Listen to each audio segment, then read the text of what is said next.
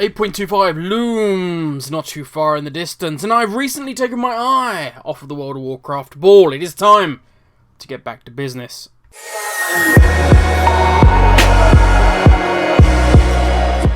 Yes, I owe all of you an apology. It's easy for me to say. I have taken my eye off of the World of Warcraft ball in recent weeks, and focused more on various other dalliances. For that, I can only apologise, but we are back in the game. We have the stress test tomorrow at 11 PDT. For those wondering, in GMT, that's about 7 o'clock in the evening. So plenty of time to be able to get home from work, from school, from whatever it is they're doing, and be able to log on and test the out of World of Warcraft Classic, which I'm actually looking forward to, I will say. I have been one of those people that has been, I shall dabble in Classic, but I shan't main it. I played back when it was vanilla, not Classic.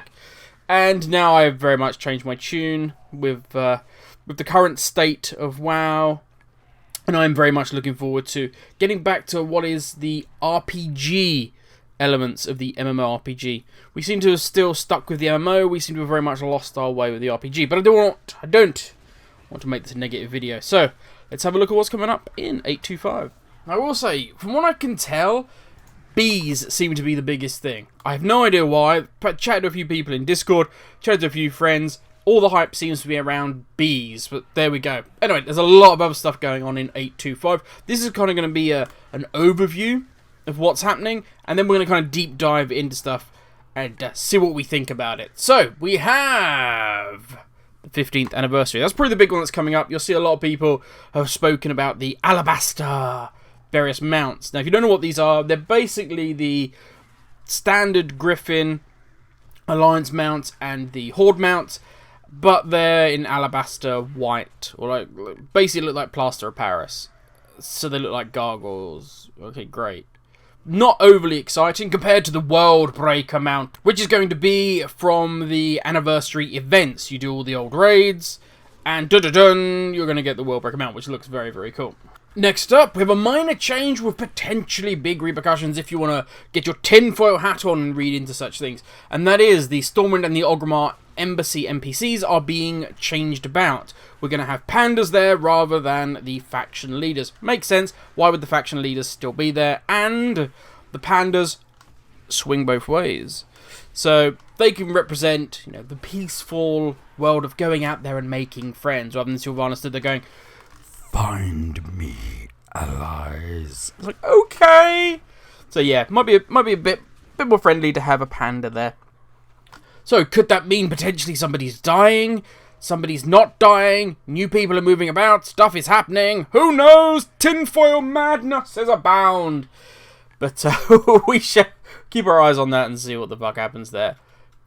Also, we have close to my heart, the goblins are getting updated models at last, and yeah, the Worgens are getting them as well. But mostly this is because of the goblins. I understand that. I know, when I look in Blizzard's eye and they're looking back at me, and they're saying the goblins and the Worgens are receiving a model update, I can see the twinkle, just a little twinkle in their eye that says, hey, we care about the goblins. The Worgens, we had to do it, because you get the Alliance, right? We had to do it. And I can see that, and I'm like, I get you, Blizz, I understand, don't worry about it. So, yeah, new models for both. Look very Disney-like, I will say. As somebody that's a Warhammer fan, I would have preferred a more stabby goblin, but I understand this isn't that kind of game, and I get that. The most worrying thing that I've seen, in, I think it was on a Facebook group for World of Warcraft, was somebody saying the comment, why have they made the Worgen female look quite so attractive and sexy? And I was like, I think that might be you. That's like one of those psychiatrist ink blots, and you kind of see what you want to see. I think that may be on you, my friend, not necessarily on Blizzard. Now, before we get to the juicy bit that I'm really excited for, last but by no means least, a Durotar Warfront map has been data mined out. So potentially our next Warfront is going to be Durotar, which is very reminiscent of Mr. Pandaria, if you've done Siege of Orgrimmar. So, but this is not Garrosh 2.0. Just want you to know that. Anyway, continuing. last but by no means least is the new models that are coming out. So they are for Valeria. I have no idea what the hell happened to her hair. I really don't. I would not want to wake up next to this chick because there's a likelihood she's going to take your eye out. I mean, that's a lot of hair gel. And given that this is an age where there was no hair gel, then I can only assume that is some sort of lard that she's keeping her hair out like that with. Anyway, regardless, very impressive. We have Zakan. Now, if you're wondering who the hell is this man, who is this troll that I see before me, he's Zappy Boi. Yes, he's got a funky new model, which means, if they've done that much work on him, that he's going to play a decent part in the upcoming story and then on. Also, we have Calia Menethil. Now, if many of you have spoken to me on Discord or have heard generally any time I've spoken about, Calia Menethil is a Lightborn Forsaken. She was resurrected using the light, so therefore she is Forsaken, but she is also of the light.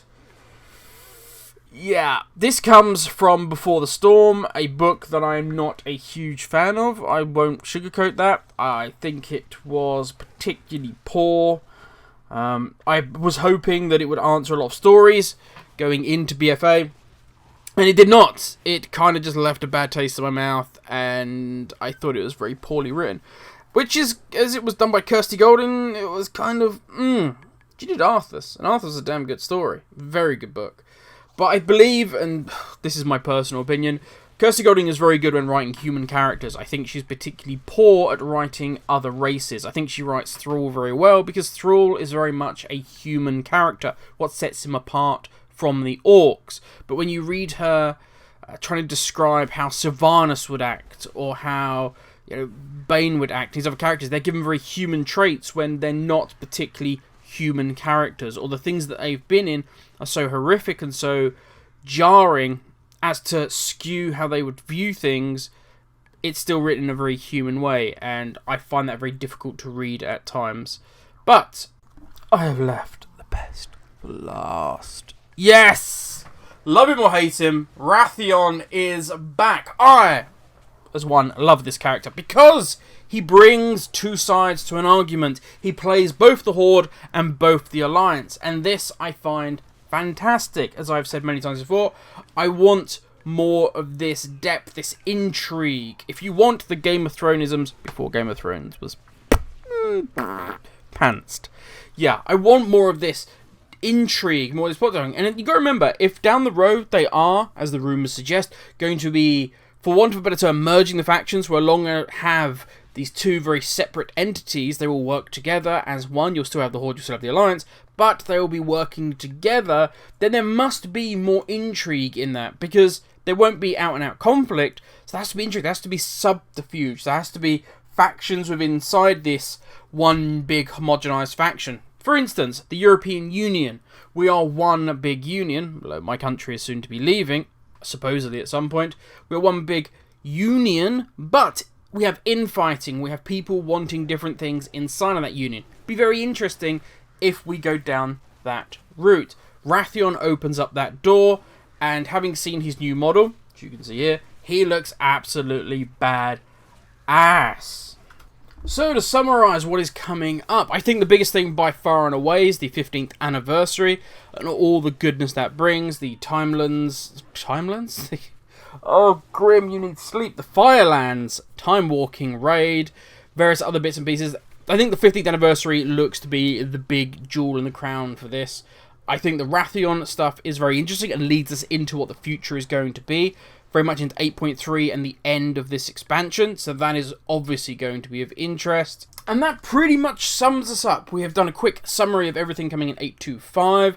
Now, as I said, we're going to be deep diving into a lot of these aspects in more detail coming up. I just want to kind of round up the things that I've seen going on in the background and not been able to comment on so far. And I think for once I can be positive and say, with the 8.2.5 things that are coming, and obviously it's a minor content patch, not a big one, they look good, they look exciting, but the far bigger picture is that we have, at the end of this month, Classic launching, and I think that, combined with BFA staggering over the line and hopefully a revamp coming for the next expansion, things are good for WoW. Things are good for WoW. I know a lot of people are negative. I myself can be negative at times, and I think it's warranted, I think we can only make things better if we're honest about it.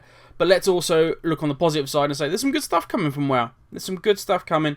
So for once, and please don't pass out, I'm going to end it on a positive. Have a good one, everyone.